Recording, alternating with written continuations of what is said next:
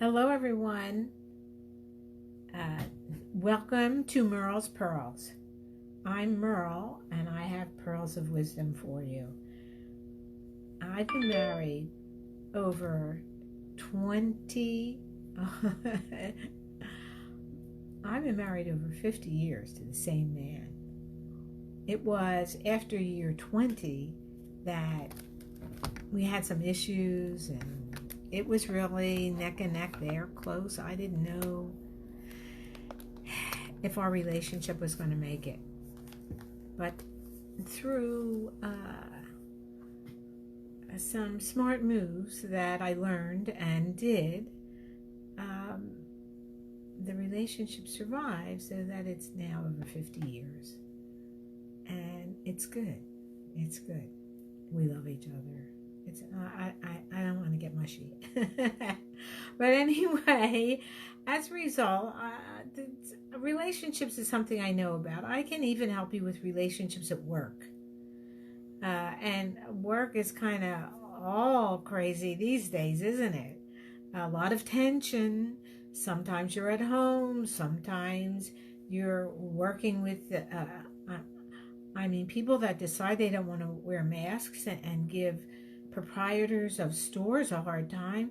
Whoa, that's not nice. So anyway, the topic for today, as it turns out, is how not to get worn down by COVID. How not to get worn down by COVID. I say you ought to start meditating. Take a few breaths. Even right now, just take a breath, because there's no point in letting the tension, it's not, you can say, oh, well, I'm not tense. You don't have to be tense. The entire world, your entire environment, and it's not just the United States, it is the entire world, is having to deal with COVID. I've never experienced anything like that before. There's nowhere you can go to. People do escape where there are less people, but the places with less people are getting COVID as well. And what happens is they have less medical facilities to help them with it. So, yikes. Anyway, I've given you every reason to be tense about COVID, and now we're going to talk about how to chill. And that's actually it. That's actually it. We really do need to chill. We really do need to say, I can't control this. I can't control that. I can't control that. I can't control that. What can I control? Because we do like to control things, and it gives us something to do. So what can you control? One of the interesting things about COVID is that there are people that think it's a hoax, and they don't want to wear a mask, and so they say, how dare you? How dare you take away my freedom? Well, are you meaning to tell me that you don't stop at a red light? That takes your freedom away. How many times have I stopped at a red light? I said, there's absolutely nobody coming this way, that way. There's nobody here. Why do I have to stop for this red light? That's the situation that we are all in. Now, maybe I went through that light, and maybe I didn't. Maybe one time I did, maybe one time I didn't. What about you? But pretty much every time there's even a half-hour car down somewhere, I stop at a red light. And most everybody else I see does as well. And they don't think it's a matter of taking away their freedom. They think it's a matter of bringing on safety. Because if you are safe at an intersection for someone else, you are safe at that intersection for yourself. And that's the kind of control that we can have. We can stop at stop signs. We can put on masks. Now, one is okay. So you say, oh, it just drives me crazy and I hate to wear the mask. So this is what you can do. You can be creative. You can buy decorative masks. I take any kind of scarf I have. I don't have it here with me, but even those wraparound scarves and use that as a mask. You can, I see people with bandanas. I see people with all different kinds of masks. How about when we work out, I wear one of those slide down in front of you plastic masks, because what's good, you can't see me, but I can see you, and it's like sunglasses. So when we're walking outside, that's very helpful. So that's what I recommend, is to take something that you're stuck with and treat it as an adventure. Wow, what can I do to make some fun out of this? Some people actually are making their own masks. My granddaughter made me several masks. Well, me and my husband. And so that's kind of fun. And what else can you do? You can say, okay, Thanksgiving's coming up.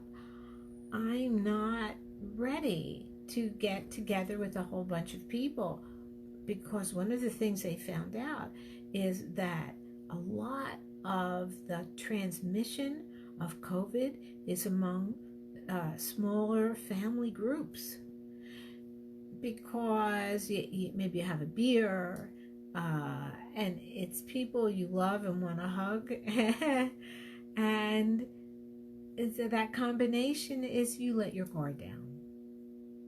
And it's almost like you want to say, well, I trust you because you're my cousin, you're my mother, you're my whatever. No, it's not about trust. It's not about trust. It's about being safe. It's about, what are the odds? The odds are like 1 in a million. And that's the thing about statistics. Statistics are totally irrelevant when it comes to you. Because if you're that 1 in a million, does it make you feel better that you were just 1 in a million? Oh, I'm special, I'm 1 in a million. No, not if you get sick and not if you die. So it's your perspective. It's how you look at things. And I think I highly recommend not to get defensive, not to take it personal, that was the other thing I wanted to say, not to get mad at somebody else because they don't wear a mask, or not to get mad at somebody else because they always wear a mask. I mean, they're wearing a mask when they're driving the car and nobody else is in the car. So everybody deals with this differently, and it's okay. In the morning, I work out with, 3 other people for sure, and then other people show up. Two of those people don't wear masks. What they do is they definitely socially distance. They really make sure to keep a distance, even as we're exercising, even as we talk. So you have to pay attention to how people deal with things, and allow for that's the wonderful thing about humankind in general. Certainly the United States is filled with people that think differently from each other. They look different from each other. They have different everything, and that's what's kind of exciting. Until it's your politics, or until it's who's wearing a mask and who's not wearing a mask during COVID. Wait a second. You gotta give everybody their space all the time, not just when it suits you. So what's the advantage of being thoughtful of somebody else, what's the advantage? I'll tell you the advantage. The advantage is that, first of all, you don't have a heart attack from getting all worked up all the time. And you keep more friends. And the amount of respect that it takes to allow someone else to think differently than you, that takes an enormous amount of respect. And that's the kind of respect that you want given back to you. So what happens? You don't talk about some topics, or you talk about them carefully and easily and respectfully. You don't try to change somebody else's opinion. And don't think you have to change your opinion to agree with somebody else just because you listen to them. It's okay. It's just like if we all drew pictures and we're in an art class and here's the assignment: draw something that you think of that's beautiful. And there's going to be as many students as there are in that class. There's going to be as many different pictures, and you're going to look at someone else and, oh, I would have never thought to do that. Oh, that's beautiful. Oh, look at that different one. That's beautiful. And so you have 50 people in that class, and they've all drawn 50 different pictures of something they thought was beautiful. And people come up to you and say, oh, I love what you did. That's a beautiful picture. I wouldn't have thought to do that. So you're a part of all of this whole group of people that has different ideas, all of which are worthy of respect and can give you pleasure and enjoyment, because you don't have to draw that picture that they drew. You just have to admire that they did it. And if we could live our lives with that approach and perspective when we're talking to other people, I think COVID will be easier to handle. And so that's my total big thing is lately, especially with the election going on now, and you say, gee, whichever side you're on, you say, I can't believe that many people voted for that person.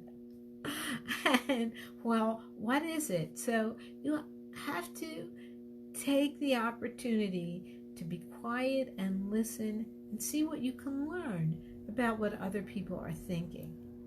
And even, well, I don't think like it. Well, you don't have to think like that. But you have to understand that other people do, and that you respect that. And that if you give that respect, you got a much better chance of getting that respect. And I sure would love to be in a country where there wasn't so much division, COVID or not COVID, and there was more respect and understanding and appreciation for a different approach to life. If we can do that, and make sure to breathe. Make sure to breathe. If you can't downright meditate, which is simply breathing slowly and quietly for a minute or 2 minutes. I've got 2 minutes on my Fitbit. And I think I think they all have them. So just breathe calmly, enjoy, be grateful that you're alive. Enjoy that you're alive, that other people are too, that we have this luxury of being able to agree and disagree. How awesome. How awesome. So, before I go,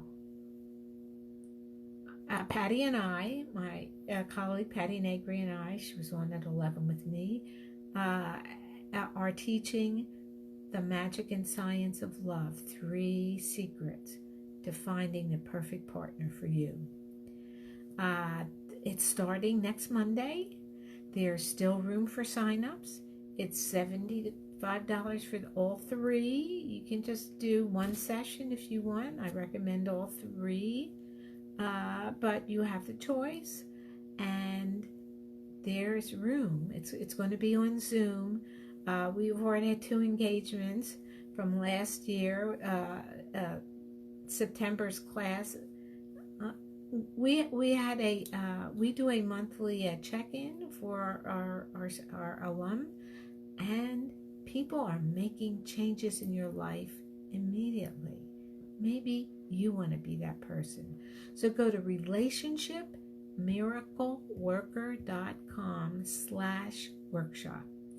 relationshipmiracleworker.com/workshop.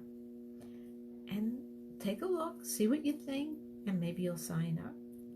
Either way, I will be back here next Thursday at noontime Pacific, and I hope to see you.